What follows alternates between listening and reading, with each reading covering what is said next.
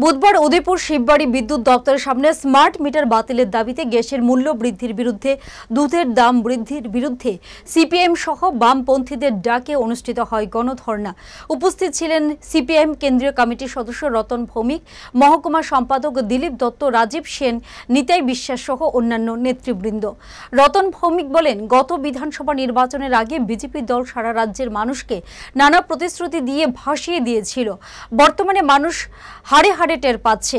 বর্তমানে স্মার্ট মিটারের মাধ্যমে মানুষের পকেট কাটছে। মানুষ এর বিরুদ্ধে ঐক্যবদ্ধভাবে আন্দোলনে গড়ে তুলেছে। আমরা কি দেখেছি, 17 সাল পর্যন্ত বামফ্রন্ট ছিল তো।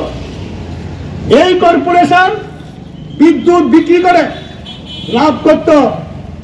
লাভের টাকা কর্পোরেশনের নিয়ম অনুসারে লাভের টাকা সরকারকে দেয় ডিভিডেন্ড হিসাবে। বামফ্রন্ট সরকার এই কর্পোরেশন বামফ্রন্ট সরকারকে ডিভিডেন্ড হিসাবে টাকা দিয়েছে।